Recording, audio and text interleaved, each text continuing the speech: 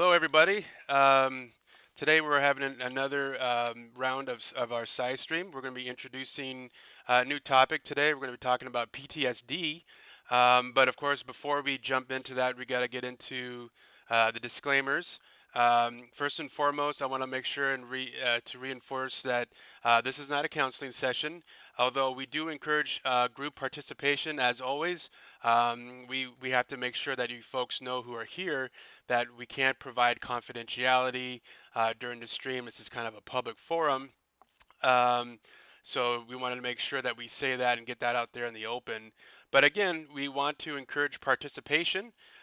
This is a place where you can ask all the questions that you need to with the topics or even outside of the realm of topics. The last stream, our very first stream, we had really good interaction with everybody. Very, very helpful. We got a lot of information out there, useful information out there to support veterans and civilians alike. Um, Also, wanted to mention that with this particular stream, we are going to be talking about PTSD, as I mentioned, but we're going to get into more of the historical aspects of it, but also we're going to talk about some of the symptoms, not all of them. This is only part one of two. We're also going to talk about resources that are available there for you as a civilian and as a veteran. We wanted to make sure that we don't leave you folks hanging. And of course, we have stop members here and they are here to help assist you should you find yourself in need, immediate need at this moment. They're going to be there to help you out. So feel free to reach out to them, reach out to us. So with that being said, I'm going to go ahead and introduce myself, and then I'm going to let my new co-host Shane take it away and let her introduce herself. So my name is Matt Frago. I served 6 years of active duty in the Air Force. I was in security forces. Been all over the Middle East, of course, and I went to Iraq. When I got out of the military, I decided that the best way I can continue to serve and work along veterans is to get my education in mental health counseling. And I really enjoy doing the work. And to me, the side streams is just the next step up as far as reaching out to veterans and civilians alike and spreading the word of mental health and breaking down the stigmas of mental health. As you may or may not remember from our first stream, I'm about tearing down those stigmas and those obstacles and those barriers. And that's why we use the psych stream. The psych stream gets the information out there. And that's what's most important to me. Um, Going back to my introduction, these streams are they're psychoeducational. We try to make them very interactive as possible. We do have PowerPoints today, a little bit more than usual, but it's all visual, and I wanted to make sure that those who are watching can really see and understand what we're trying to do as far as expanding the awareness of PTSD. So I'll shut up now and give it up to Shay, so she can go ahead and introduce herself, and go ahead. Hello, everyone. My name is Shane. Some people know me as Philosophider. That's my gamer tag now. I have my master's in forensic psychology, so I've worked with a lot of trauma, and I've been around active duty and veterans for a very long time of my life. I have family in the service, and so um, as a part of giving back to the community, I know that mental health has always been something that's um, a part of my journey, and I think that this would be a great way for me to contribute. Yeah, yeah, this is excellent. Um, Again, I appreciate you coming out, everybody watching this stream today. Yes. So we're gonna go ahead and jump right into it. Mhm. Um, and here we go. We got the PowerPoint. Let me bring this up. And give me one second. Okay, so wait a minute. So when we talk about PTSD, a lot of people don't recognize the historical value of it. So Spartans, this is going to go to that question that I had in the posters. If you looked at the posters, it says, "What do the 300 Spartans?" And yes, in a way, I'm referencing the 300 Spartans from this movie. Um, what do they have to do with PTSD? So a lot of people, it's funny because when I think of Spartans, they think of this. And yeah, okay. So the movie had monsters, it had a lot of cool visual stuff, but realistically speaking, that there really was a fight at with the Spartans of 300 and the Persian army. So it was more like this. This is probably a little bit more historically accurate in terms of what they look like, who they're up against. Here we have the battle, and let's see, hopefully I don't butcher it, Thermopylae. Mhm. The narrow pass here where the Persians were trying to reach, and they kept getting pushed back by the Spartans. And the Spartans weren't fighting by themselves either. They did actually have some help. Oh, Sunburn, thank you for the subscription. Appreciate it, buddy. Thank you. Yeah, sit back and relax, man, and hopefully you enjoy the stream. Um, Shane, what do you remember of the 300, the movie or the history of it? Do you remember anything? I remember my um my knowledge of the movie and the history are kind of intermingled because Oh, I know that there were parts of it that were somewhat historically accurate. There were 300 of them, but also spoiler alert, they all also died, so the sequel didn't actually happen mm-hmm. in real life.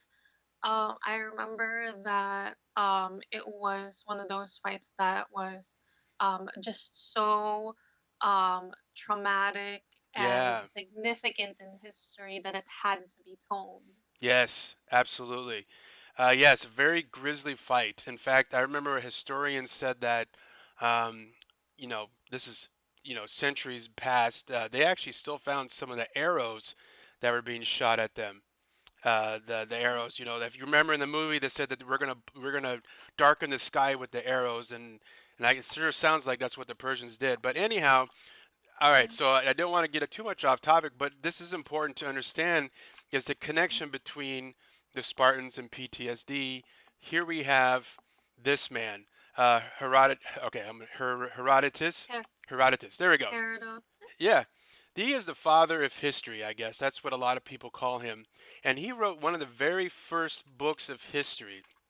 And in that very first book of history, he actually um, wrote about the fight, the Spartans that they had with the Persian army. Um, and here we have the tie in between the Spartans and PTSD. He wrote Leonidas perceived that the Allies were out of heart and did not desire to face danger with him to the end. That's just a short little quote. There's obviously a lot more. It's a whole book. And in that particular area, he is making references to the men no longer had the ability to fight. They Mhm. they they were in a sense experiencing the symptoms of PTSD. Okay? And that is about probably the oldest reference I was ever able to find that's been recorded. But I thought it was really important. So what are your thoughts on that, Shane? When you see that, is this something new to you, or what are your ideas? I think that it's really interesting to see such a an old reference to what we know as PTSD because the oldest reference that I've had when I was in JROTC, I had a lot of military history knowledge that was taught to me, and the oldest reference that was taught to us was really about World War I, World War II, when they were Right. shell shocked or like when they were in the trenches and that Thousand Eyes Stare, and that's the Yeah. extent of what I know. But when you really break down the um the quote that you have up, it really shows the criterias when you think of the DSM-5, the criteria that goes into PTSD, like direct exposure and that dissociation from reality, not having the heart anymore to even go on. Absolutely, and it is kind of I give you a little bit of a background for my undergrad for my senior thesis is I did PTSD, and Oh, yeah, and so I wanted to understand the biological side, which mhm. was easy because there's plenty of material out there now, but also the historical side, and I was digging and digging, and it just took forever. Probably spent way too much time because you're right. There's plenty of references to it in World War I, World War II, Yeah. But it kind of stops there. But in my mind, it was like, well, okay, so mankind have always engaged in some sort of conflict, and we have references going back to the 20th century. Well, wouldn't it make sense that it continues to go down that line? We just don't have, maybe it's just not as readily available, that information. So this is another step towards that. And so here we have Charles Dickenson's, and this is the man who wrote A Tale of Two Cities. He wrote a Mhm. lot of material out there. He was a very he was a genius in his time. Well, Charles wrote about an incident, a horrific accident that he was involved in, a train accident. And Oh, wow. this was interesting in the sense that uh, when the accident happened, he was actually there were several dead people that were there, and he was helping providing first aid. He was pulling people out of the wreckage. And later on, he was writing a letter to a friend while he was in France, kind of discussing the after effects. And I'm going to go ahead and read it. It says, "I'm a little Mhm. shaken, not by the beating and dragging of the carriage in which I was, but by the hard work afterwards in getting out of the dying and the dead, which was most horrible." And to Mhm. expand on that a little bit further, he recounted how he felt shaken afterwards. He had basically what we would call flashbacks in a much more uh, in a newer sense. We call them flashbacks. That's what he was experiencing, and so it was really difficult for him to try to cope with the trauma. And so, I'm going to ask everyone out there in the audience, what is the differences between what Charles had to endure and what the Spartans endure? Can you see two big differences? I'm going to get if anyone out there in the audience wants to interact. What is the big differences as far as the two? Could you see them? I mean, I'm not sure if it's I didn't put it out there easier, but what do you see? Anyone out there in the Mhm. audience? I'll give them a couple of minutes here, or a minute, couple Yeah. seconds. Yeah.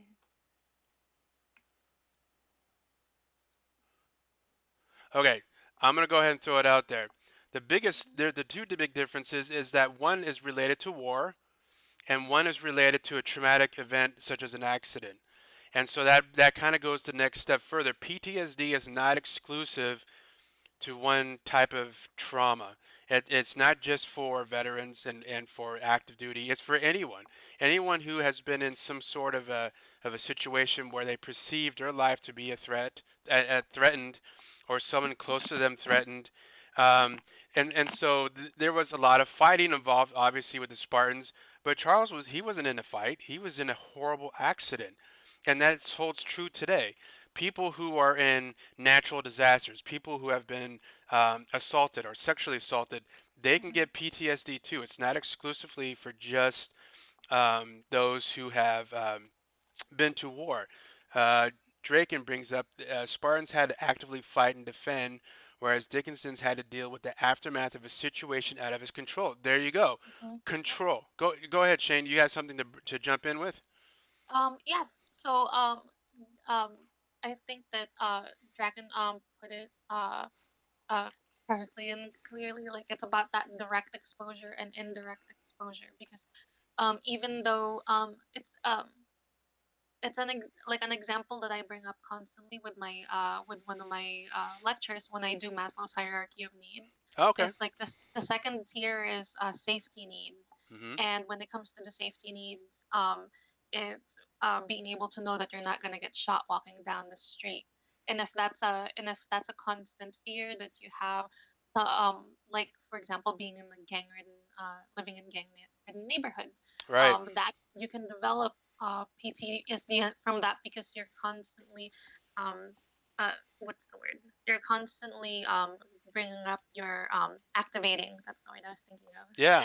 Yeah. You're constantly activating that fight or flight um, response that you have, and if it's constantly on, there's no stopping, and there's no time to rest. So you're constantly hyper vigilant. Yes, and there's no opportunity to get that homeostasis down to where it should be. It's constant Hmm. alert, and that's got to be exhausting. Yeah. Whenever I hear those stories about men and women who are constantly on alert, I say, That's got to be tiring. I mean, I couldn't fathom what that would feel like. And so the next slide, and thank you. The next slide is going to jump in a little bit more. This is goes back to war, and so here we have the American Civil War, and this is where we have the first first documentation that I found in terms of America as far as addressing PTSD. Of course, they didn't call it back then. They had different words for it. So basically, the historical issue was that we have all these men who are fighting, lining up, shooting at each other, mass casualties, mass injuries, and the Surgeon General of the time in America was basically they were facing a huge issue where the men just stopped fighting. They just wouldn't do it anymore, and they were mustering out of the Union. And some of these men were so exhausted from the trauma of war and what they were witnessing that they were being put on these trains and they're almost like catatonic. And Mm-hmm. they had just their name. They had like like permission slips just kind of pinned to their uniforms with their name, their address, and their next of kin, and just kind of sending them back home. They're like, we don't know what to do with these guys. They just stopped fighting altogether. Mm-hmm. And so of course that brings into World War One and World War Two, where we start getting more modernized ideas as far as how PTSD affects people in war and in other areas as well. And so basically, here we have.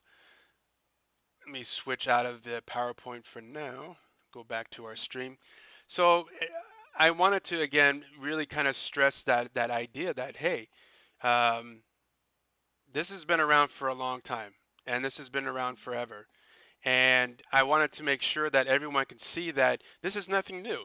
This has been around as far back again as man has been in conflicts. Um, so when we talk about PTSD, a lot of people still get this idea that hey, this is a new thing. I'm like, no, it's not. It's actually been around for a while. What did you say it was called in World War One, World War Two? Was that like shell shock? Yes, shell shock, and like you know, they had different names, but it all had the same kind of effect. So, in today's rest of today's stream, we're going to talk about some of those effects. We're not going to cover all of them because, again, there's a tremendous amount of material to cover as far as just how PTSD can affect you. Let me pull something up real quick. How PTSD affects you and what it can do as far as um, how do we move past it. So here we have um, PTSD. Now, when I counsel clients, one of my favorite sayings was PTSD is a normal reaction to an abnormal situation. You know, and when I say that, it's because for the most part, when we're living in our country and we live in America, we don't have to worry so much about stepping outside of our door and worry about getting shot at and Mm-hmm. worry about explosions or terrorism. Now, granted, of course, there's some pretty rough neighborhoods, so to speak, but as a whole, it's pretty safe if I put my shoes on and go outside, jump in my car. I'm gonna be okay. I can go ahead and drive to Walgreens and get what I need to get, and not have to worry about getting blown up. Mm-hmm. So when we take that mindset, and it kind of goes in correlation with what you're saying about those who live in the war zones, if I were to transplant myself to a war zone and I see all this destruction and this carnage, and I'm constantly having to look over my shoulders because now I have to worry about roadside bombs, I have to worry about getting RPG'd or all that stuff, it changes my perspective of things and no longer feel that safety that I need to have. And again, the Maslow hierarchy of needs, we have to have that. And that's something we can dive into. But basically, the Maslow hierarchy of needs is what the basic human elements that we have to have in order to feel, I guess, for lack of better words, complete. And Mm-hmm. safety is on Like there. self-actualization. There you go. You want to go ahead and talk a little bit more about the hierarchy of needs? Sure. So, if you can think of the hierarchy of needs is usually seen as a pyramid or triangle, And what it is Maslow said that these are the motivators and in life, and in order for us um, to become our best self, where we live to our most potential, to be the happiest that we can be, to be the best that we can be, we need to graduate up each step. So the first step is physiological. Hmm. That's basic biological needs. We need to eat, and we need to drink water, and uh, it's just basically being able to take care of our body, because the Right. next step is the safety needs, which is our need for shelter, being able to feel safe within our own house, not feeling like we're gonna get evicted the next day, Hmm. having job security, having security within our own environment. So, like I said before, not feeling like you're gonna get shot. The next is belongingness, so our social needs. And before I get into belongingness, that being able to go from um, um, in order for us to care about our safety, we need to fulfill our food needs first. So, for Yeah. example, if someone is homeless, they're not gonna care about uh, to an extent, they're not gonna care about where they sleep until they know that they've eaten. Right. And then exactly. So and after the physiological needs and safety needs are met, there's belongingness needs. So our need to have a sense of community, and like our having our tribe around us to support us, and to give us love. And Yeah. then the next step are esteem needs. So our need to be able to fulfill our own achievements. Hmm. And then our the final step is self actualization, because essentially once you've completed being able to fulfill all those needs, you've reached basically the top, which is living up to your best potential. And Yeah. for most people, it's real, like we kind of don't really hit that very top, because there's always something that we need, and sometimes we fall one step below depending on where we're at in life. Sure. And we're constantly being pushed, or we're constantly striving to reach that self, or that very top part of the pyramid. I imagine Mhm. it's just kind of a human drive. And so Yes. and so going back to the reference um, how we react. So again, you know, the way I put it is that our brain, its biggest job is to keep us alive, right? Hmm. It's Yes. it's got it performs numerous different functions. It keeps us going. It's got the memory of everything in there, but its basic job, in a very generic terms, is to keep us alive. And so Hmm. it's going to take all of those memories that it learned when that person was deployed, or when that person got in that horrific accident or something like that, and it's going to try and apply it to everyday situations. And that's where we come with the issues of PTSD. And that's why I say it's a normal reaction to an abnormal situation. So let's take, for example, so let me ask you this: if little kids, they're constantly getting into things, they're getting into mischief, or they're just basically exploring their surroundings, which is normal. And Hmm. and let's say they injure themselves. What do you think the likelihood of that child doing and performing the same task that may injure themselves? Do you think they're going to do it again, or are they going to skip it? I think they'll be more skeptical in Yeah. doing it, especially if it hurt them. Right, absolutely. And if it hurt them, I guess if it really hurt them, they'll probably never touch it again. And that's just a really crude example of how the brain tries to preserve us. And so Hmm. when you have a soldier that was driving down Kirkuk, Iraq, and he noticed a briefcase that was sitting by the road, and it blew up, his Hmm. brain is going to automatically say, oh no, here's a briefcase out here in your own hometown. You better be careful about it, because there could be a bomb in there. And so the Hmm. brain is acting as the life preserver, and it creates this tension of hypervigilance, and that's kind of the reason why we react, or we can overreact to something like that. So so again, that's kind of the way I've always presented it to my clients. I would say your brain is just doing its job. This is Hmm. not something that's abnormal. This is not something that, it's not like you caught a virus or something like that. Your brain is just doing what it's supposed to do to keep you alive. What are your thoughts on that? I think that that's a good point. At the very basis of it, it's about maintaining homeostasis. Yes. Really, like your body has that automatic side that kind of like keeps you going. Like for example, your lungs. If you hold your breath and you pass out, you'll still your body's still gonna make you like Yeah. breathe Yeah. because it's an automatic process. And Oh then yeah. there's that other side that is voluntary, and it's really that automatic side that goes, we're gonna take it from here. We know what you're going through, and this is how we're gonna take care of it, and just as a way of self-preservation. Mhm. Absolutely. And so again, it kind of goes back down to the idea of memory, and we're going to talk about that in later streams, just how exactly memory influence is influenced by traumatic events, either Oh, wartime. definitely. Yeah, and it's wonderful stuff. Once you guys have watched enough of these streams, you're going to start to see how all these pieces start to fit together. So I'm not, and so when I was choosing these topics, they weren't just kind of random ones. I wanted to build on it, and so um, going back to the idea of memory, so your brain kind of has this automatic response, and so Mm-hmm. and it's important to understand that is that it is still a lot of people say, well, I can never get cured of PTSD. Okay, so the science right now is still out to lunch. There's some are saying that we can find a way to cure PTSD. Other people say no, we can't. We need to look more into brain mapping. We need to be able to do this and do that. Either way, PTSD can be managed. It can be assisted. You can have a higher quality of life by going through counseling or going through getting that support system that you need. Because it's again, it's memory. It's not that it's permanently in your system, I guess so to speak. If that makes some sense. Um, Mm-hmm.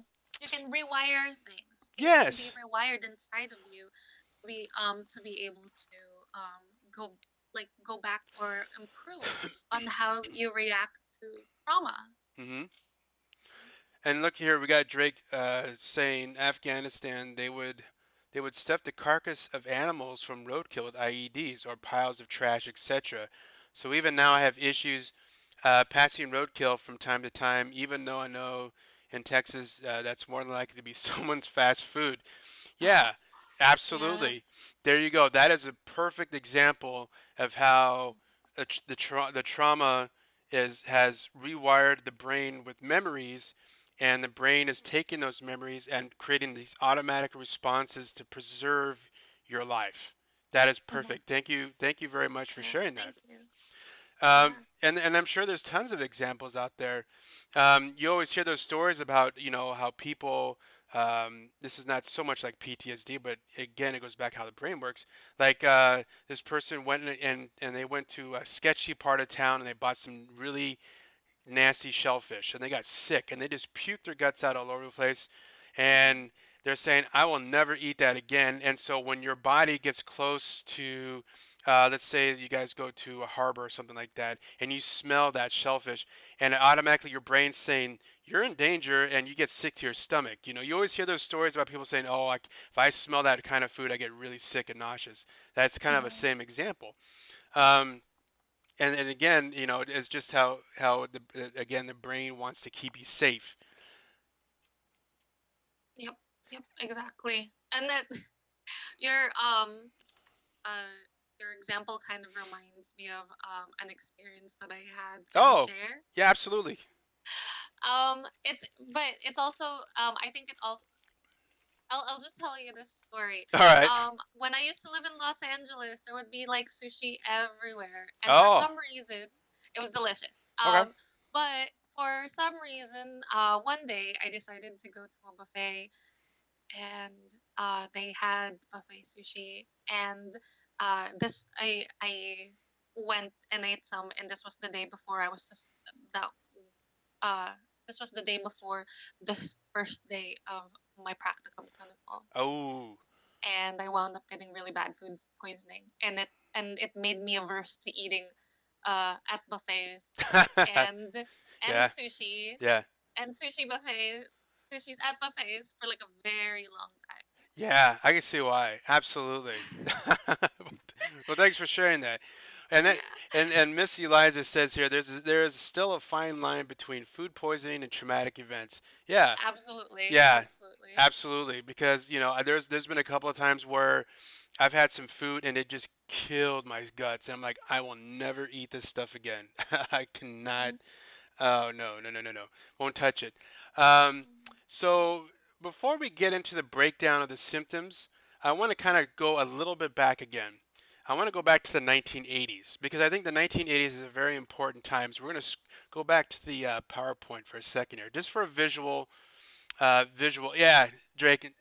Alcohol as well. Absolutely. You yeah. always hear those stories of guys and girls saying, "Oh, I drank so much of this, I'll never touch it again," and I get sick to my stomach just smelling it. Absolutely. Mhm, Um, so here we go. DSM. Now, most people will never have to really ever pick up a DSM, but anyone who works in the mental health field, this is like this is just like secondhand stuff. We get this hammered into our brain as far as the importance of the DSM. But I want to mention this, the Diagnostic and Statistical Manual of Mental Disorders, because it was in 1980 that they finally recognized PTSD. So what's the importance of recognizing that in 1980? So let me give you a little bit of a reason why. What happened about 10, no, 15 years prior to that? We had Vietnam War. mhm. And I don't know about you, but I talked to plenty of Vietnam era veterans who came home from the war. The government didn't really understand what to do with them, and so some of them, unfortunately, were shipped off to inpatient treatments. Some Vietnam veterans would recount, um, getting drugged up, overly medicated, and they're Oh just kind of wow. sitting there drooling and just not really doing anything because otherwise they would be really violent or they would be, scared, hard to work with. It didn't matter because they did not have a true way to work with these people. And in fact, I'm going to be completely blunt and honest. The VA really didn't handle them properly. They were trying to say that, well, this person is just has violent outbursts. This person is just depressed. No, because there's more to it than just that. The bigger picture was PTSD. So that is Mhm. one of the biggest importance of when it hit, and they finally came up with the criteria for PTSD, and just as equally important, being able to diagnose somebody with PTSD. So finally, in 1980, we had some guidance as far as how to treat people, and the Vietnam veterans became a huge, huge sample population of how to treat these people, and also on the VA side, they recognize that we can compensate veterans who went to war and experienced PTSD and been diagnosed with it now. So now we can compensate these guys and gals for what happened to them. So that was another important part of it too. Um, Well, so what are your thoughts? I mean, like 1980 was big as far as PTSD. Like what are your ideas as far as when you hear all that? when you mentioned all of that with PTSD and the Vietnam War, one of the things that really struck me was the environment of the U.S. Because from from what I've learned, the Vietnam War was really the first one that was televised, and so that shifted the attitudes of of people in general about what the war was about, and I think that that was really damaging to the troops coming back, Yes. and I think that that had an additional effect on the combat veterans coming back because what's happening is they're not getting the from a part of me is kind of speculating because I don't know everything about the Vietnam War, but from what I can understand, there wasn't a lot of support that was given Right. when they came back. Right. And so This was kind of like the first and again we'll move on in a second here, but this was the first step towards recovery for them, as far as I'm concerned.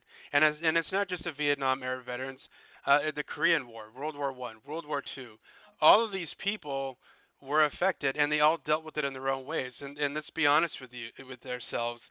Um, like when my grandfather, he fought in World War Two. He was in the Navy, Pacific Navy. He saw he saw what he saw. He never really talked about it, you know. And every generation seemed to deal and cope with PTSD in their own way, but it also is influenced by how does the society perceive mental health. So let's Yep. face it, back during World War Absolutely. One, World War Two, you kept your mouth shut. You know, that's just kind Mhm. of the way it worked. And I know my grandfather, unfortunately, he self-medicated. He drank. That was the way he would cope with um, whatever he had dealt with when he was in the war. He never stepped foot into a VA to go speak to a counselor because they didn't have any resources to help him.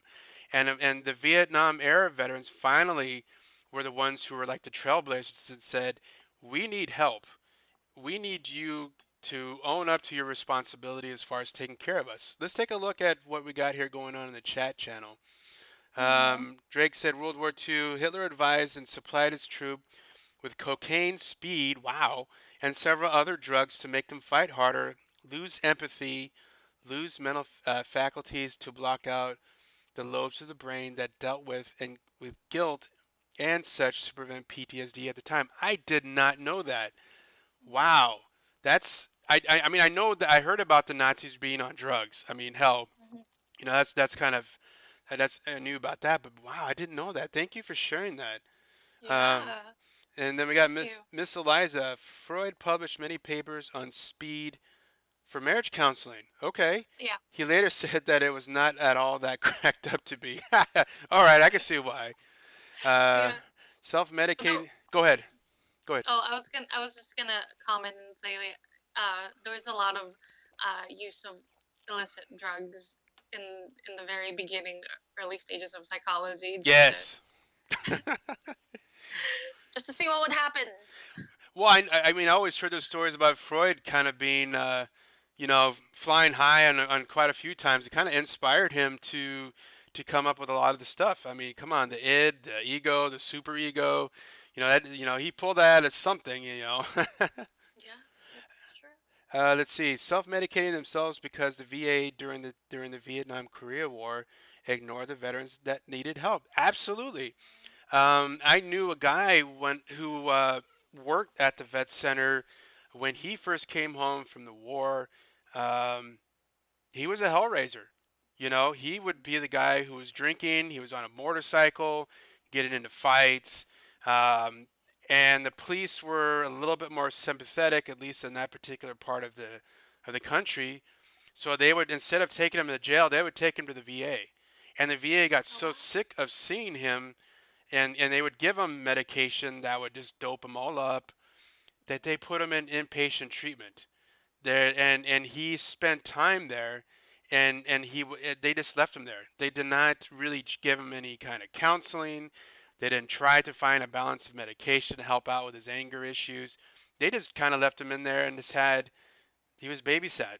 They said keep him off of the streets, and so he didn't That learn sounds anything. like that sounds like the way that the jail system treats our the mentally ill criminals now. Yeah, absolutely. And it's like you can't expect somebody to get better if you don't provide some sort of intervention. It doesn't work that way. Um, and okay, so moving a little bit forward, we're going to talk about a couple of these symptoms. And again, I want to reiterate, this is just part one. We're going to get into more in depth as far as the symptoms, but I wanted to touch on at least a couple of them. And the very first one we've already talked about, that is hypervigilance. Okay, so um, I'm. What do you think? When you hear the word hypervigilance, what do you think about that? What comes to mind? Is that to me or the audience? Anyone, you go ahead, Shane. What do you think of when you hear hypervigilance? Um, I think when I think about hypervigilance, it's more like it's that feeling of um, always being alert. it's one of the examples that I use in one of my classes is that feeling that you have when you walk in an empty parking lot alone at night, Hmm. and then you hear footsteps behind you, but that feeling is all the time. Yes, absolutely. And it doesn't shut off. That's the problem. It's hard to shut off. And a lot of people try to shut it off in, with alcohol or, other types of self-medication and stuff like that. Um, and this is exactly what Drake says here. Situational awareness. It is hammered in our heads in the military. It's specifically in certain types of career fields. I mean, I was in the security forces. My job is to protect the base, the assets, and the people. And so when we were in these LPOPs, we were constantly scanning and panning. And that's what I call when I talk to my clients. I says, "You're scanning and panning, buddy. You're scanning and panning for the threats." And that works really well when you're out there in a war zone. But when you're out there with your family and you guys are at the park, are you really needing to scan and pan? Now, some of it is just satisfying what the brain wants. The brain wants to Yep, make sure that you're safe. That's yep, good. yep. We're not trying to advocate. I never once advocated saying we need to shut that off completely. No, it's once you've acknowledged that you are in a safe environment and you've acknowledged that, is to be able to shut that part down and just be in the moment. Hypervigilance does not allow you to do that. Hypervigilance is always keeping your head on a swivel, scanning and panning. And so I would often ask some of my clients, I says, okay, so you're out there with your family and you guys go out and you get something to eat at a restaurant. And you're at the restaurant and you automatically have to sit in the corner facing the door so you can see all the avenues of approach. Once you're seated with your family, how much a percentage of your time is spent scanning and panning versus being in the moment with your family? And oh boy, that kind of becomes the icebreaker with these clients because they're finally recognizing I'm spending so much time being consumed by my hypervigilance. Mm-hmm. I can't enjoy my time with my family. So they'll often say, okay, so maybe I'm spending maybe 10% of my time talking to my family and the rest of it's being spent looking for threats. Or they'll say or maybe it's a little bit more of a balance. And so that's a great example of how hypervigilance really does pull you away. Because let's face it, when we are looking for threats, we're not looking um, in just one specific area. We're looking at the huge picture in front of us. So when you're in a restaurant and you have all these other people you don't know, Mm-hmm. and you have all these people that keep coming into this restaurant because it's a popular pace and it's a weekend and it's hopping, Yep. you're going to be like, okay, this person, this person. You're just acknowledging all these people that are coming in, and your brain is just being It's overloaded. overwork. There you Yep. go. Go ahead. Yep. Go Yep. ahead. I I was gonna mention like it's you have to look at everyone's behavior, who's Mm-hmm. acting funny, who Yes. where are all of the exits that are in the restaurant. In education, I've been a student for so long, and now that I'm a teacher, I've always had some sort of active shooter Mm-hmm. training, Mm-hmm. and we always have to, and along with like counseling training, it's like you never put your back to the door, just like I think it was Draken that mentioned it in the chat. Yeah. Um, you never put your back again to the door because you have to make sure. But if there's so many people that are around, you're not being present to what's Mm-hmm. really in front of you. So if you're there to spend time with your family, you're not spending time with your family. You're albeit you're doing something for them. You're trying to make sure that they're safe. But if they're safe and you still think that danger is lurking like around the corner when it isn't, that's where hyper like being vigilant becomes dysfunctional. Yes. Yes. And we got a lot of people chiming in right now. Yeah, D. Connolly says, in a restaurant, my family's gotten mad about me doing it. yeah. Hard walls facing doors. We got Drake here saying that he won't sit in the middle of a window either. A corner of a window is fine. However, I locate security cameras whenever I am in a case in case of a situation I can't avoid breakouts. I can get the aggressor to face said camera to help catch them. So this is a really good example, and I appreciate both of you for chiming in on that. Yeah. It really does show you, um, you're constantly on that alert. And so, Yeah. Ninja mentioned something real fast yeah, too go for that it. it's ingrained to the point that not doing it uh Yeah, it'll result in you pulling you and your family from the situation totally. absolutely. Yeah, that's a good point. And that, again, that's just the brain, trying to be efficient, you Mhm. know, and the brain is trying to take care of this huge daunting task and limiting the amount of resources it's doing to do it. So it becomes automatic. It goes again back to that automatic response of being out in public. So we just spent about a good 15 minutes, not 15 minutes, about 10 minutes talking about hypervigilance. So if you're constantly on guard when you're outside, if you feel that you are constantly having to keep your head on a swivel when you're with your family and you're out there, what then is the opposite of that? Where can you go where you feel safe and you don't have to worry about it so much? That's Mhm. easy. That's home. You're at home. When you're at home, your blinds are closed. You know your doors are locked. You've got maybe a security system, or you've got a sidearm underneath the couch or something like that. You know you're safe in your own home environment. You can do your perimeter checks all you want, and you know you're going to be, and you feel more safe. So that can help, and help. I don't even like that word. That can influence the next area, and that's isolation. Okay, Mhm. so I'm going to give you my two bits on isolation, and then I'm going to let the audience and Shane, you take it away too.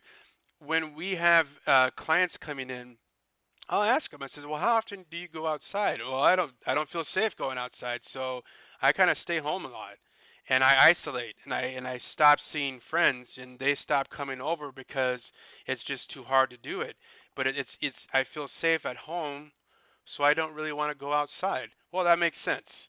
If you're Right. constantly um, your brain is being stimulated with all these potential threats, well, sure, I can absolutely see why someone's going to want to isolate.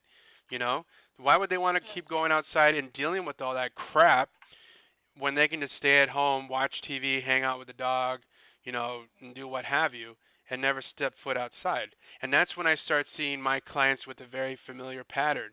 They at one time they used to push themselves, but it became too hard for them. It became too much of a trial, or I had too many issues where I had clients who would flip out. They would get really angry and amped up out there in public, and because they embarrassed themselves or because they made a scene in front of their family members, it says, I stopped going outside. I just said, screw it, I'm going to stay home. I'll only go out there if I absolutely have to. But when I do, I got a lot of anxiety. I feel like I'm being crippled whenever I step outside. So, what are your thoughts, Shane? What are your thoughts about isolation? Um, I think that it's just a way of being able to control one's environment because there's a lot of things that could go wrong. Hmm. That's why the hypervigilance, like being situationally aware, um, allows for someone with PTSD to have some sort of control. But when that gets too tiring, just being at home and being isolated and not being around people, um, can lower down those anxieties. But Yeah, at the same time, it's also a double-edged sword, right? Because absolutely. if someone is uh, feeling isolated and they are isolated, what's going to happen is they don't have the social support or any form of support if they choose to push people away also, Yep. um, to actually get help. Absolutely. That was well put together. Absolutely. And that is exactly why, as a clinician, I'm always measuring their social support versus their isolation. And that's the reason why programs such as Stack Up, that's why they're so important. Stack Up is trying to bridge connections. They're trying to create a social network for civilians and for veterans. No matter what's Mhm. going on in their lives, there is a place where you can log in and interact, and you can play a game, or you can just shoot the breeze on Discord. It's the reason why we have the stop program, because there's times when that person is so isolated, they feel that they have no one to talk to. They feel that whatever crisis they're going into, they have no one to turn to. And so we have the STOP program here to say, look, you don't have to do this alone. Yep. You come to Stack Up, you come to Stop, and we will help you out, and we will put you on the right path. We got resources, we've got phone numbers, we got people who are staffed here 24/7 who will be there to listen to you, to hear what you have to say. And that's it. And I'm gonna bring this in here. Ninja Cray, he said 100% home is the only place where you have total control. Exactly what I said. But having that control outside is going to require some sense of controlling the environment in some way, and Hmm. I'm going to get to that. That you bring up a really good point.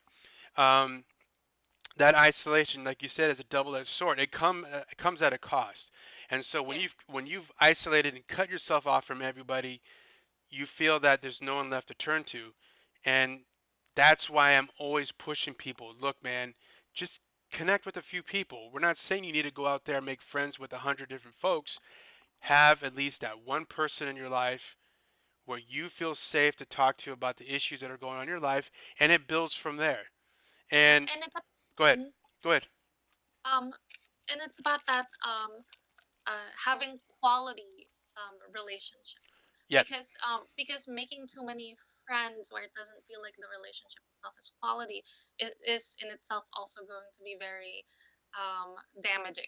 It's not going to help Hmm. anything. Now you're just expending your energy Yep. on people who may or may not actually care about you, but that one friend who cares about your well-being, who you with whom you have a specific level of intimacy where you can share your thoughts, Hmm. feelings, and be open with them. That's uh, if you have one person in your life that's like that, that's all you really need. You don't need like Yeah. 30 different people. Right. That'd be kind of exhausting too, just to think about that. 30 different Yeah. people to talk to about. Yeah, absolutely. And I always tell, again, I tell the veterans to have at least one person. I mean, I'm very fortunate. I've got my wife, I've got my family to talk to, but outside of that, I have close friends, just a few close friends. That's all I need. Where and I'm gonna say it, when the shit hits the fan, I can go and talk to these guys, and say, hey man, this is what's going on in my life. I just need a vent.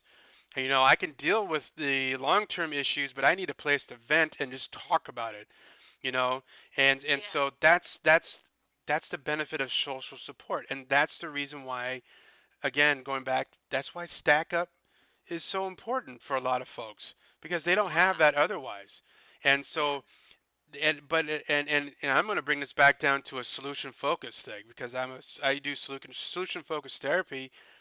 Now that veteran or that civilian has a past example saying, look, I can reach out to these people. I can make a friend, and this is the benefit of doing that. Being isolated is not worth it anymore. I want to be able to reach out to someone and take that risk and be that friend so that I can tell them what's going on in my life and reap the benefit of that friendship. Yeah. Absolutely. Oop, And I here move we around a lot. No, that's cool. Ninja said that 90% of the people that reach out just want to vent and have Yep. someone to talk to. Absolutely. Yes. Absolutely. They don't, people are pretty good at managing a crisis, but they just need to be able to say something and talk to somebody and just bounce ideas off of.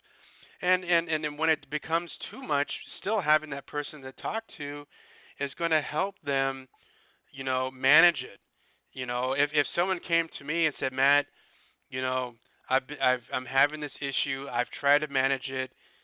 It just seems to be too overwhelming. It says, okay, you've done the first steps. Let's go a step further and get you set up with the right resources. Go ahead Mhm. and jump in the stop channel. Let's go ahead and have the staff there help you out. Let's get you plugged into some resources and let's get past this because most issues, most crises are temporary.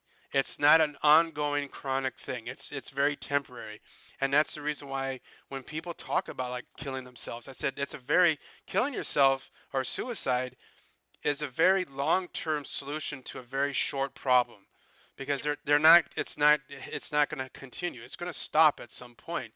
And to come kind of go back first full circle, what Ninja was saying, It's just we just need to be able to have that opportunity to vent that out. Yeah, Um, absolutely. go ahead. Everything is temporary. Yes, absolutely. Um, so let's go ahead and move a little bit further again.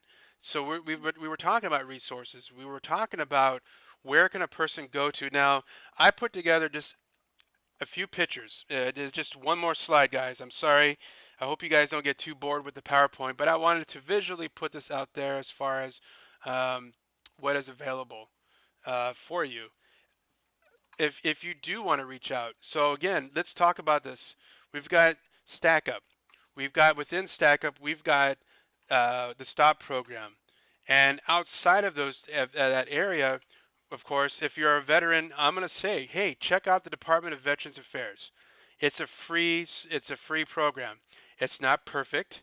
As a veteran myself, I've had to deal with the VA all the time, and I continue to. It's just the way it is. I can't say that, well, someday it's going to be a perfect program. It ain't going to happen. But it is a resource that's available, that's free, and you can navigate it because plenty of other veterans before you have navigated and gotten the help they need.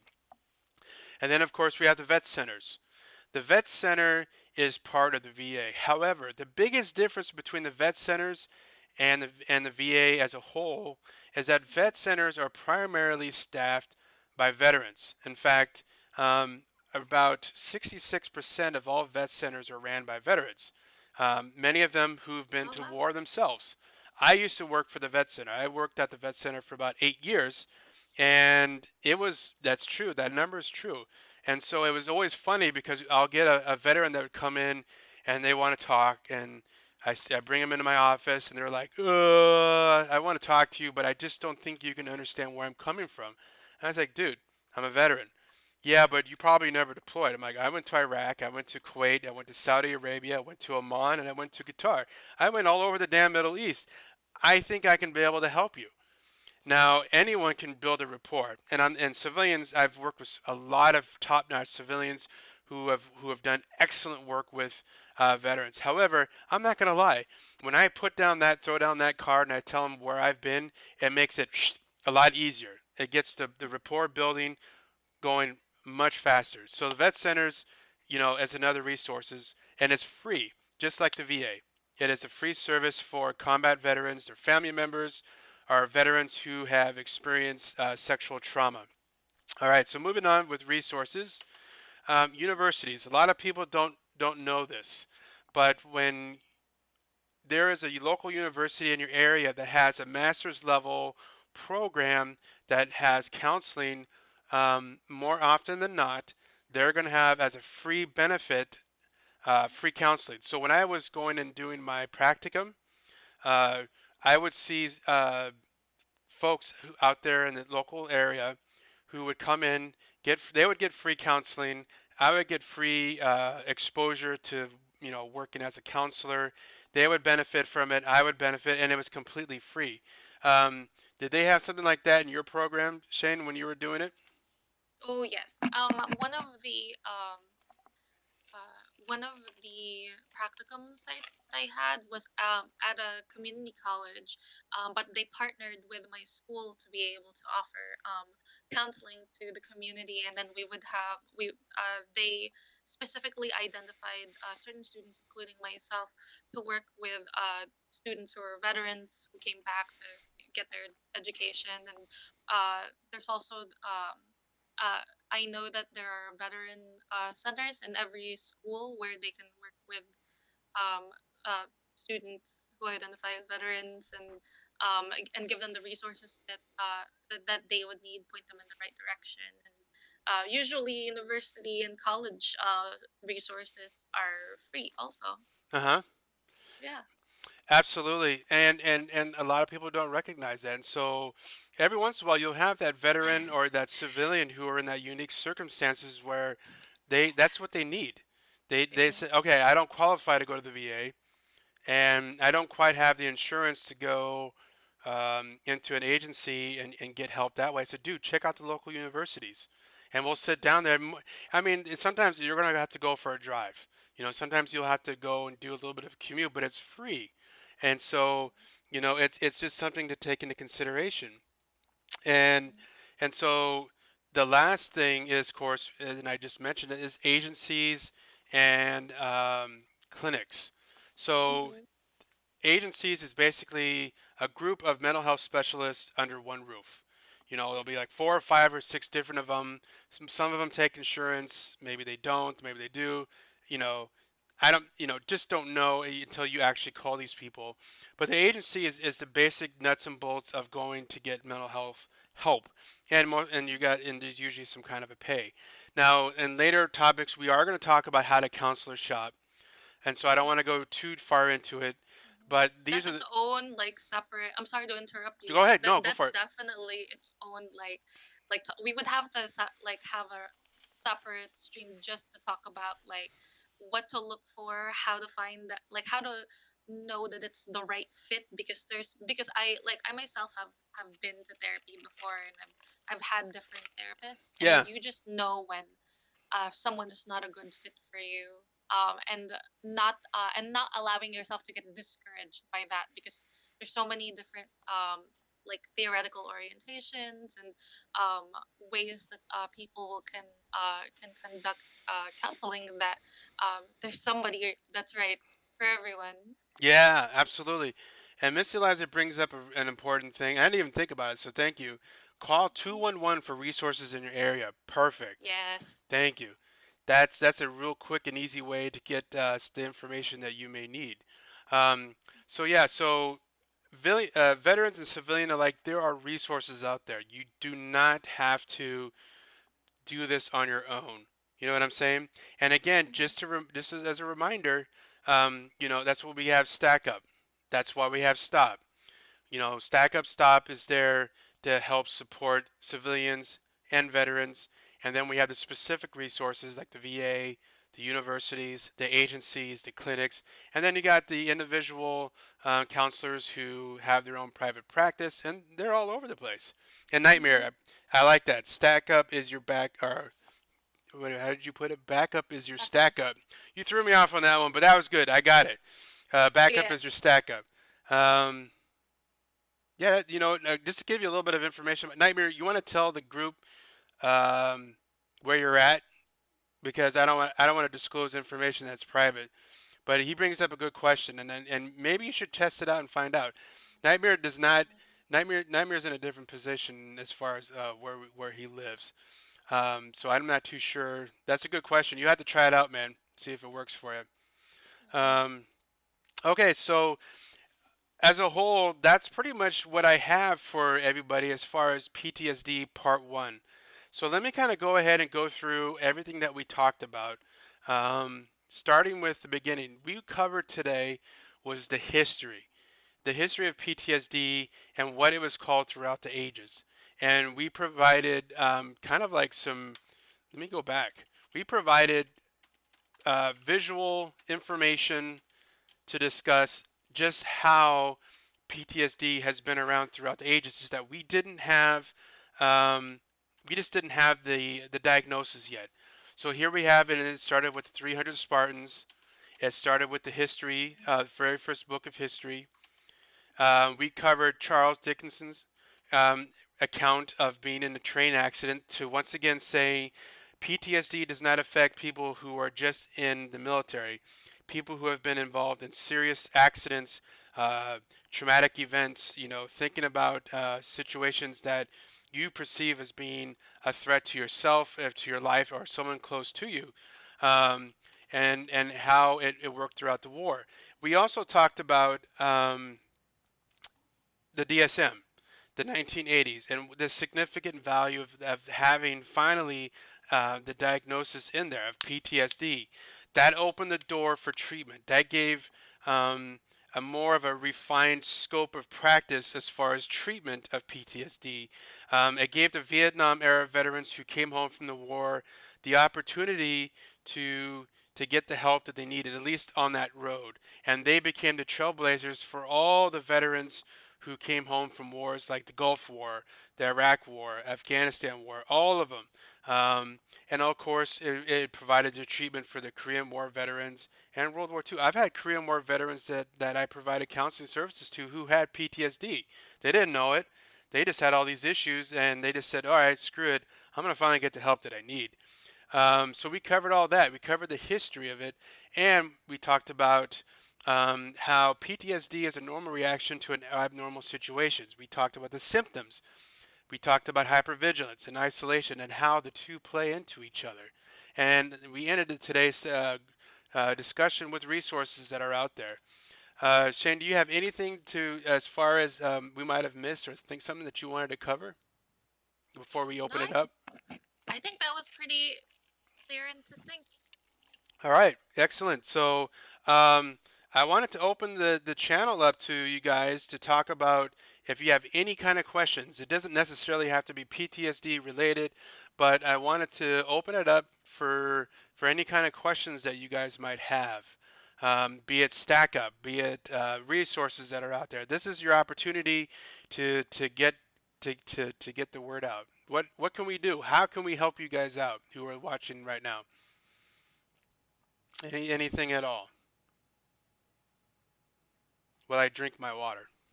I'm thirsty. Yeah. It was interesting to find out the evolution of the traumatic disorder. I didn't know. Found out that the other day. Well, good. I mean, that's excellent. I mean, Mhm. I think knowledge is power, and I think it didn't matter if you're a veteran or a civilian. Having a better understanding of something that may affect you can only be a benefit if you allow it to. And so I've always been someone who's pushed that you just have to make sure you put your time and effort in. I had folks who said that, I have a diagnosis of PTSD. I says, well, what is it? I don't know. Well, then how do you know you have it? Well, I don't know. They Mhm. just told me I had PTSD. I says, well, what kind of research have you done to help you understand it? So, It's important to do your own research for sure. yeah, absolutely. Go. Knowledge is power. It's a kind of a generic, kind of a cheesy term, but it really true. And so that's the reason why I wanted to cover the history of it. Let's see, Ninja Cray. Why am I so sexy? You got lucky. You rolled the high dice on the genetic pool there, and you got lucky. Why is Matt so Mhm. cute? I don't know about that one. We'll go ahead and skip that question. um, wow, there she pops like Batman and his belt of gadgets. Oh, so Betty Page. So looks, were you able to find? Oh, you found 211 out there, and And Puerto Rico. nice, very nice. Yeah. So Nightmare, what do you mean by I think it's important to be open to it and accept it? Can you expand on that a little bit further? Mhm. Because that you bring up a very important thing, to be open to it and to accept it. There's a guy named Dr. Shea, and he's been using the Illidid as a way to study PTSD in veterans. Oh, that's pretty cool. But it was pretty cool. Like, can you expand on that a little bit further? I mean that's pretty interesting.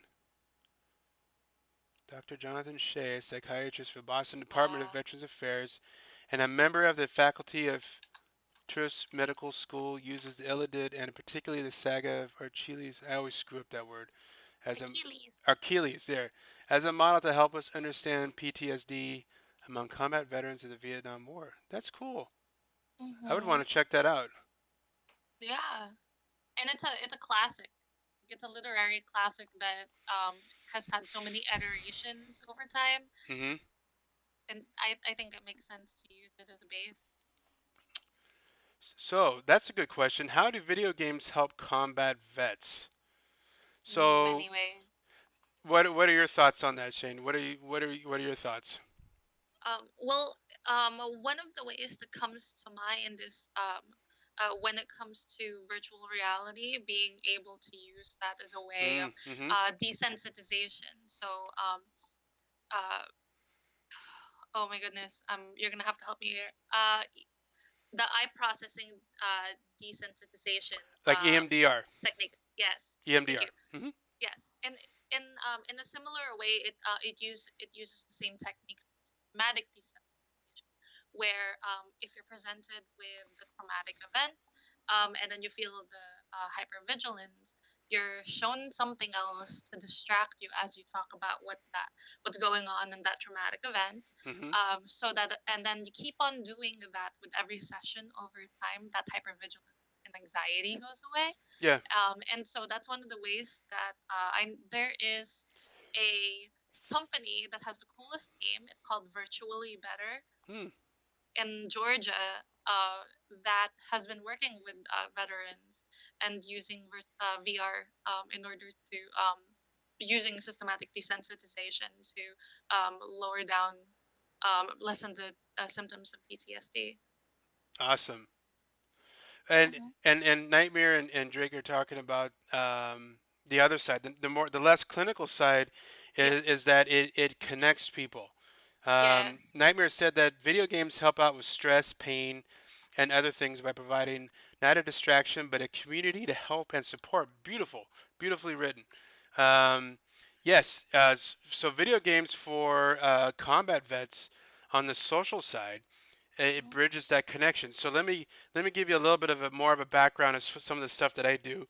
When I was working at the North Bay Vet Center, every month, a friend of mine, two of my friends, Robert and Anthony, we all got together and we would invite all the veterans in Sonoma County to come out to the vet center and play video games.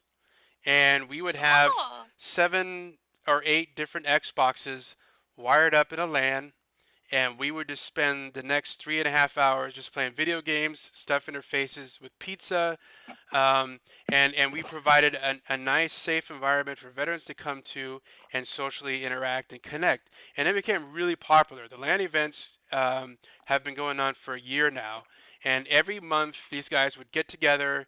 And sometimes they would go out to like the Microsoft store. Sometimes they'll go out to dinner on special occasions, but the idea was always there, and that was to get everybody together. And Stack Up has been a huge supporter of this. In fact, Stack Up was the reason why these LAN events were able to start, because they would provide the equipment. Anthony had his equipment, and Stack Up would back us up with more equipment and to make sure it gets done. Let's see what we got here. Uh, That's fantastic, though. That's like a great way of creating a social support system, because yeah, it's not specifically about trying to lessen your symptoms in a way. It's just you're hanging out with your friends and you're yeah. doing something that's fun. And it was always cool because whenever we would have a new person coming in who's never been to the vet center or let alone to a land event, of course Hmm. they would be a little shy, but once they got, once the rest of the group has figured out if they're a Marine or if they're in the Navy or whatever branch, and they, of course, there's that sibling rivalry. So they would start busting each other's chops like, oh, this is not army proof, or they'll start making fun of whatever branch it is, and of course that would be the social way of accepting that person into the fold. And so once they break down that the icebreaker was done, they would be welcomed into the group, and it was Oh. just like, hey, you're one of us now. Let's just go ahead and just bust each other's chops. And Connolly, here we have a meeting at the Boston VA this Friday about starting them up here. That's right. Connolly has been working with the Boston VA because we're trying to spread this throughout the nation. This has been something that I've been working on for a while now with Elvis, um, and Stack Up and Stop. Is getting this to go out there throughout the country, and just get this out there because it's a very fun project. I've really enjoyed doing it. Let's see what nightmare we got. Some more out here. We do. Games allow an individual to process their emotions in a linear sense. Yes, for example, instead of just randomly feeling sad or angry, being frustrated because I can't pass this level allows me to direct my anger. Or Hmm. being so immersed in the story of a game that a in the game and say a major character dies, it allows me to direct sadness towards that loss. Very good. And that's Yeah. important. Being able to experience those emotions and allow yourself to feel them is a very Hmm. important way to counteract the effects of PTSD. Yep. Um, And just to add real quick, Yeah. it's video games also have a way, by proxy, of helping us process our feelings. Hmm. Absolutely. Oh my gosh. Let me bring up a Hmm. video game. Something that really okay. So, Walking Dead series. Okay, from Yes. Telltale. Hmm. A friend of mine named his name's Juan. He worked for Telltale, and he helped make those video Oh, games. And so we were talking about it, and I said, you know what? I said, Juan, that game was one of the few games where I started to get teary eyed at the end of the chapter. Okay, they developed the characters so well that you felt that sympathy for their suffering, and I was just like, oh, I can't believe this. This isn't you find a special video game when you start getting a little choked up because of the character. yeah. You know, and so one of my good friends, D, he's a Stack Up member. He's a big mountain of a man. He's a tough burly guy, and he said I got choked up playing that game too. And I was like, dang man, that's how you know you got a good game. Hmm. Let's see. Ninja said they help you break away mentally from the things that are in some cases haunt or bother you on a regular basis. Absolutely. Yep. We all had those days where you just had a completely shitty day and you're like, you Hmm. know what? I need to just unplug from the world for a little bit, get online with my buddies, and maybe frag a Hmm. few people. You know, just get Hmm. out there and do something different. How about? I mean, How about you with video games? Do you ever use that to kind of de-stress and unwind? Oh, absolutely. There's just some days when I'm a homebody, Mm-hmm. but like I have two modes. I'm either a homebody and I stay home for like days on end, or I will constantly be very social. And sometimes when I don't want to do either and I want to find that nice little balance, I'll play a game like Fortnite and I'll hop on Discord and like listen to people while I'm trying to not die. Yeah. Yeah. Looks like somebody needs a refill. I know I'm out of water, and my voice is starting to get scratchy, but I have ice in there, so I'm doing all right. Uh, Nice. let's see. Nightmare said the last time I cried was in '92 after watching Terminator 2. Yeah, that was a kind of a sad ending as well. Hmm. Warcraft has hit me in so many emotional feels, especially during the Legion expansion. Yeah, there's always going to be that certain game. I would say another good game for me. I mean, since this is Twitch, let's talk about video games here for a minute and how they've helped us. Um, Basically, oh my God, there's always those one or two games that just kind of push you in that direction as far as the emotional feeling. Hmm. I remember one of them was Valiant Hearts. Have you ever heard of Valiant Hearts? No. Oh, it's a beautiful game. It's a side-scrolling game, puzzles, but it takes place in World War One. Very, very sad game. I mean, it's got some really nice positive moments in it, but it really their goal was to really shed light on just exactly how bad World War One was, you know? Hmm. And near the end of the game, it was just so heart wrenching of all the suffering. I couldn't help it. I got teary eyed. I'm like, holy crap. So if you're out there looking for a game to try out, I'm not because I'm trying to advocate people getting, emotionally crying and stuff like that, but to experience a game that's very powerful. That's my point, is to Hmm. try out that game. It's a very good game. Or, if you really want a good cry, but you don't have any way of facilitating that, it sounds like that Yeah, game would be good for it. absolutely. All right, D, we got. Let's see. We got plenty of time. Anyone have any more questions? That was a really good question. Thank you for Yeah. talking about how video games um, could, help out veterans. That was good. And I got a refill. My wife hooked me up, so I'm good to go, Nightmare.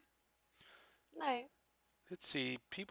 Plus some people's brains are going so fast that playing games can release some of that intensity. Sure, Hmm. absolutely, absolutely. Um, Welcome, Captain. There you go. First episode of Walking Dead killed me. Absolutely. So, okay, so I guess we are getting close to wrapping things up for today. Um, Let's see. That's why I have so much trouble sleeping. Yeah. So let's capitalize on this for a moment here. Um, I always have a lot of folks say, "Man, I can't go to sleep. My mind is always racing."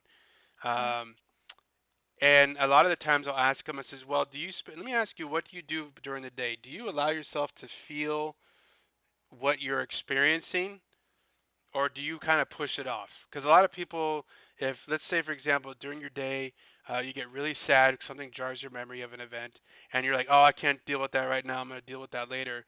What it does is it kind of says, "Okay," your brain says, we'll put this on hold." But guess what's going to happen when you get into your bed and you no longer have any more distractions?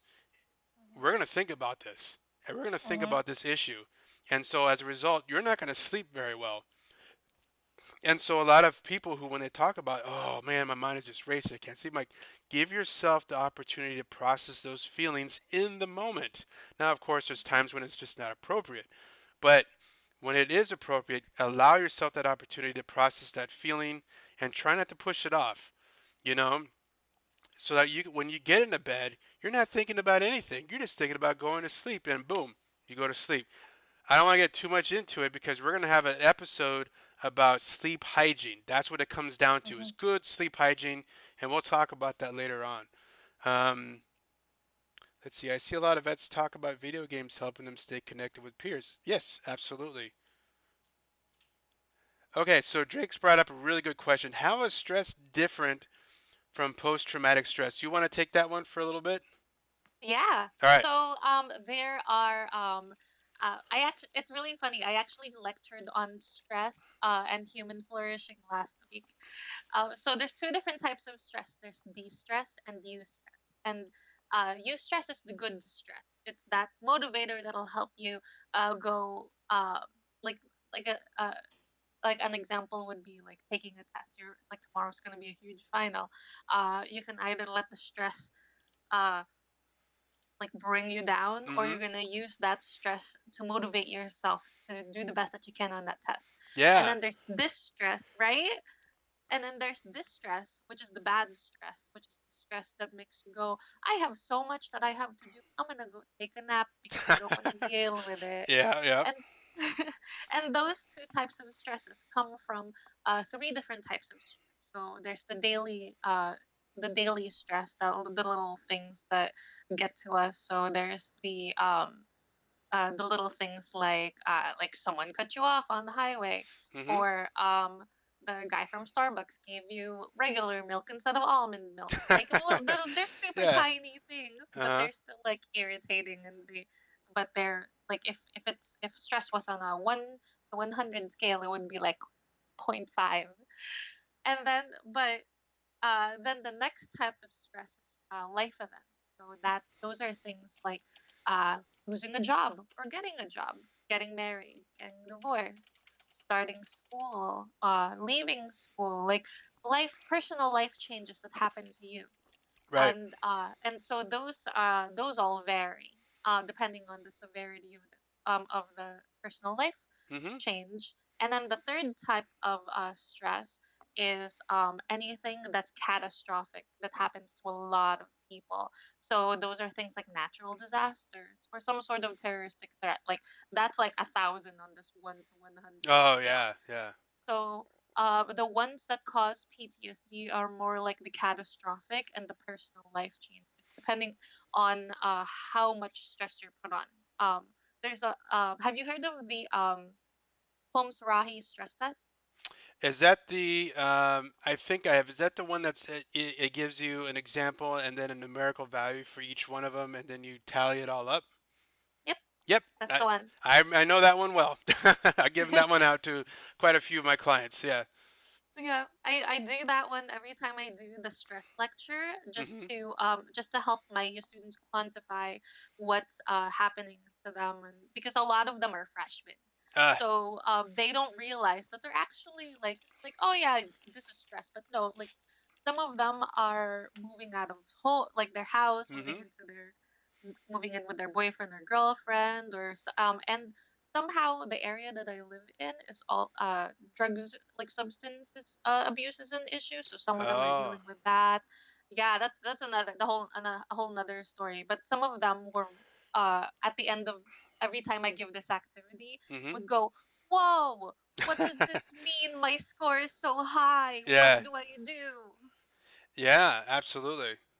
Mhm. And that's and and that goes right into mindfulness. How do Mhm. we how do we take care of ourselves while we're in the moments of those stressful events? Um, and to go back to Elvis's or to Draken's question, excuse me, Mhm. um, the way I see, okay, so we all have stress, but Mhm. PTSD is a little bit different in the sense that what is the root of it?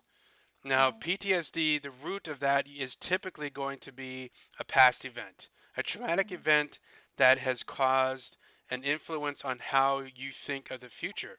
Okay, Mhm. and again, we can get into the plasticity of the brain and to help discuss it a little bit further, but that can get kind of boring. But basically, um, the way I see it is that the PTSD is developed because of the memory, and the brain is trying to be actively keeping you alive. Okay, and then Mhm. we have the other component that is anxiety. Okay, so there's acute anxiety disorder, Mhm. if I remember correctly, basically, and then there's PTSD. Both have a component of anxiety, but Mhm. PTSD has earmarked to it the traumatic event. Okay, Mhm. and Yep. so someone can have a diagnosis of acute anxiety disorder, but it's going to go away over time, typically, because it doesn't have that association. The brain is not saying, "Holy crap, we need to be on hypervigilant alert on constantly to keep us alive." But the person who has PTSD has that memory. They have the memory to say, look what happened when we didn't check that briefcase that was on the road. It blew up. I lost two of my best, closest friends on that deployment. And so I better Mhm. watch myself every single time I come across a piece of trash on the highway. Okay? That's just one area. And then we can get into even deeper, Draken, because you're asking a good question. How does Yeah. PTSD develop? Well, I'm going to give you a really quick version of it. Okay? It really depends on how I guess you're the science that you want to prescribe to. I'm a very much into the working memory theory, where we have um, different components, and we're going to have this on a topic. So basically, um, we have short-term memory, long-term memory. So what determines something goes from being short-term memory into long-term memory, and that's your brain. Your brain saying this is so damn important, we need to completely and permanently uh, put this in the memory banks and never let go of it because we need this to keep ourselves alive. And so Mhm. the brain does that, and then we have all the issues that come with PTSD, the hypervigilance, the isolation, all that stuff. I won't get in too much further than that because that's a good question that's going to be addressed absolutely in the next episode. Mhm. Um, but let me go a step further than that. Stress. Let's go back to stress. Okay, so here's something that's really interesting. You've heard of telomeres? Do you know what those are? Yeah. Okay, I've heard of them, but I'm actually not that familiar with them. okay. So let me tell you and everybody else what telomeres are. So basically, um, we have the chromosomes, X chromosomes, Y chromosomes, all these chromosomes that are in our body, right? Telomeres are the very tips of these chromosomes, these particular chromosomes that are in our body. So consider a telomere as the kind of like the wick of a candle. Okay. So when Mhm. we're under stress, that candle will start to burn more and more, faster and faster. And so these particular telomeres on this particular chromosome, I don't remember the name of the chromosome, but this chromosome is responsible for aging. Okay? So a person who's under a tremendous amount of chronic stress is going to age quicker than someone who's not. Okay? And that's not just the skin. It's not just the wrinkles in the eyes, and it's not just the saggy skin that we're talking about. We're talking about organs too. Okay, we're talking about organs in your body, your circulatory system.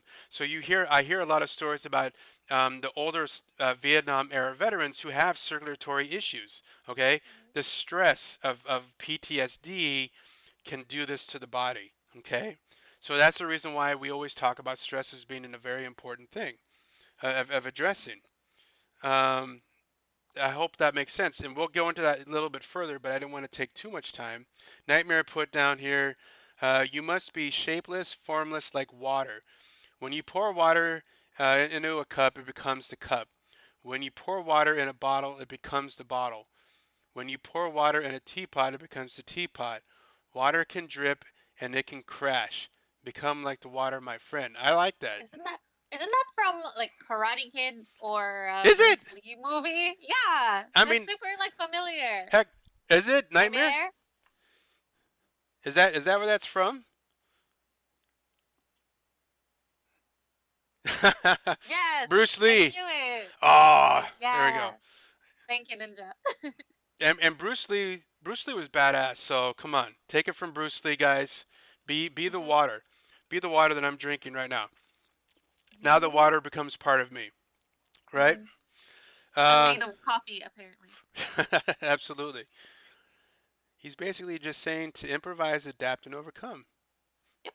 Yeah, absolutely. All right. So, any other questions, Drake? That was a great one. I hope I was able to answer that. Um, like I said, there's many different components to PTSD, but it starts with the trauma. So we'll keep it simple like that. It starts with the trauma. Um, anything else? Any other questions? Any thoughts? Facepalm Karate Kid. Aren't they bringing back Karate Kid? I heard that they are. Yeah. I think so. Uh Karate Kid 2. oh. Well, wasn't Mr. Miyagi dead? He's like, I mean, the real guy who plays it. Shh. Okay. Okay. All right. So, again, I appreciate everybody from hanging out tonight or today for our stream. Keep your eye out for our next one. Um, part two will be on May 13th. There we go. We got the date. The date has been set. Sweet. Hope you guys can all join us. We will continue with PTSD and talking about it. Um, yeah, autocorrect. Autocorrect is such a pain in the butt. And we'll continue with where we left off. Bring in your friends, bring in family members, anyone. PTSD these days, it doesn't affect just one other person. Okay, Mhm. it affects the family. And in fact, we're going to get into it. We're going to talk about secondary PTSD or vicarious trauma that Yeah. could lead to PTSD. It doesn't just happen to the one person. So if you think that you have PTSD and your family wouldn't benefit from it, take a look. You can tune in, and I'll make sure you get your money's worth. I just want to put something out there which you do very well, man. Oh, thank you. I appreciate it. Thank you, and thank you, Steph, Oh, for the thank you. kind words. I appreciate that. And again, guys, drop me a line if you have any questions as far as suggestions for a topic. Please let me know. I'm going to go ahead and drop my um, link to my personal channels. So if you want to send me a message, go for it. Please follow me if you feel inclined to do so. Shane, if you got a Twitch account that you can drop in there real quick? For Um, no, I'm still working on it, oh, so I'm not ready yet. okay, no problems. Well, maybe for next Yeah. time. And yes, Yeah. Drake brings up a very important idea. Don't forget to check out our previous video. Again, guys, we're trying to build up on it. You know, it's going to be you're not going to miss anything if you miss one of them, but you can always go back there and check out the videos of our previous section, and show it to your friends, show it to family members, and that's basically all I got. Oh, Instagram. There you go. Yeah. All You can right. follow me on Instagram. I'm on there all the time, and we can talk. There you go. Instagram. Good deal. All right, folks, we're going to sign off for today. And again, we appreciate all the questions, all the input, and check us out next time, May 13th, from noon to 2 o'clock, and we'll see you then. Okay. All Yep. right, see you Take guys care. later. Have a good one. Have a good weekend. Bye.